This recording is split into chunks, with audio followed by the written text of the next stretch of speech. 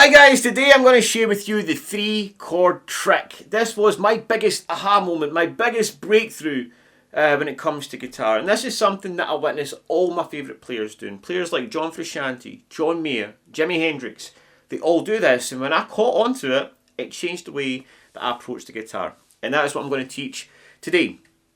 And by the way guys, this is something that I advise all my students to do, and that is not just to copy what you see your favourite players doing. Don't just copy the songs. Ask why. Ask why they're doing what they're doing. Why are they playing those chords there? What scale are they using? And the more you go on that road of self-discovery, that is when your learning really skyrockets. And I'm speaking from experience. That is where all these lessons come from. It's because I've watched my favourite players and asked those questions and then tried to replicate to the best of my ability what they do.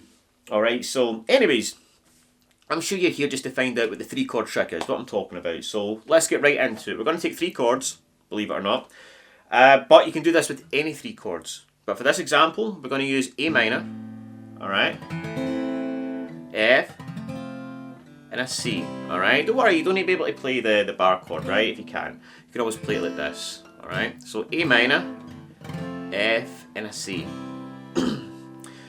And I'm going to show you how you can play those chords in a different way using triads. Okay, and this allows you to do a lot more cooler things with the chords, for lack of a better way of saying that. And yeah, we're going to take these 3 chords. We're going to use the cage system, okay, to find them in a different area of the fretboard. And then this is where the magic really starts to happen. Okay, so I don't need you to play this, I just need you to visualise this with me. Alright, we're going to take an A minor here using the E minor shape bar chord. Okay, we're going to take the F by using the C shape bar chord here. Okay, with the bass, the F bass on the 8th fret and the A string. This C shape makes an F, believe it or not. And we're going to take a C here, right? This is the 3 chords I want you to visualise. And the C is using the A shape bar chord. We're bar on the 3rd fret and we've got the A shape here on the 5th fret. So don't worry if this is going over your head right now. You don't need to know this, right? A minor, F, and a C. Same chord, right?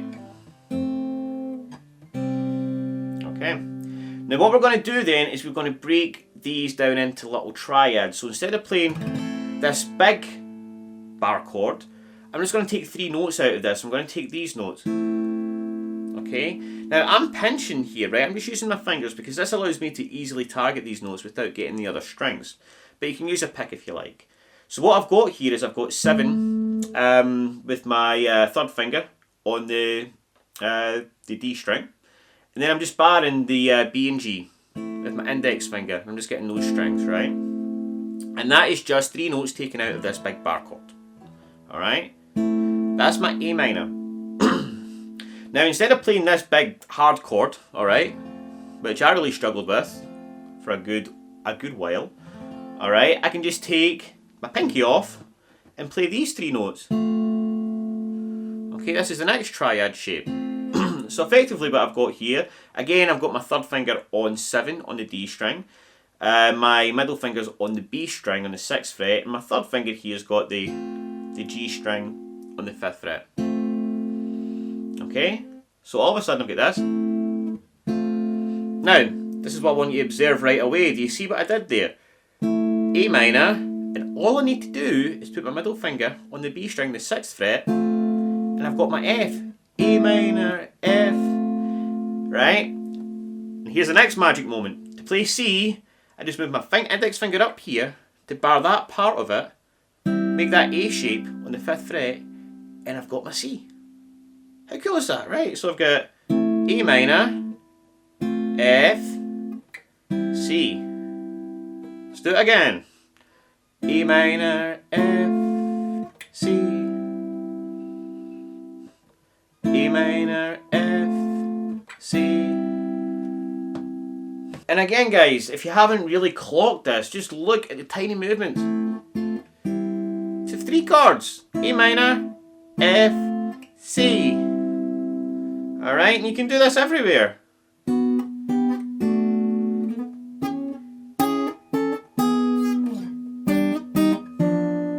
right, for any key, and you can do the same. I just think that is, I love it. All right. But yeah, what we could do as well, we could use that. Again, it's instead of doing these big, massive chord changes, you need to move all your fingers.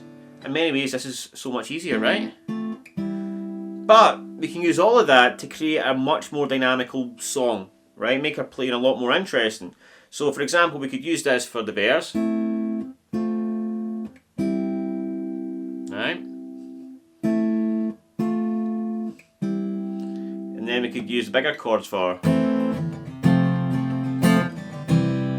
the chorus. Then we can combine them. Alright, there's some cool stuff. So the last thing I want to add into that is some little licks that you could use. So in this little box, you've also got shape 1 of the pentatonic scale or the minor scale. But I just want you to visualise one little movement here, right? 6, 5, 7, 5. 6, 5 on the B, 7, 5 on the G. We can just pull that off, 6 to 5, 7, 5 on the G. Alright? And just, what we can do is we can play that at the end when we've got a little bit more space with the C chord. So.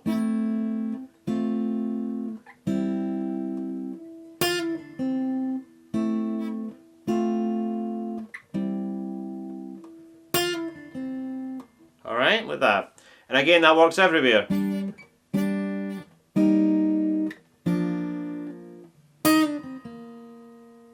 Alright, so again, that is a little insight into something that is, a huge subject. And I'll love to cover this stuff in a lot more detail. So guys, again, if that is the kind of stuff that you want to learn, the best way is for me to just help you one-on-one. So I'm looking for new students. You can apply below if you're interested, or you can look at some of my courses as well, where I talk about all this stuff. So anyway guys, I hope you enjoyed that. Take it easy, and thank you very much for being with me today. Enjoy the rest of your day, and see you in the next lesson.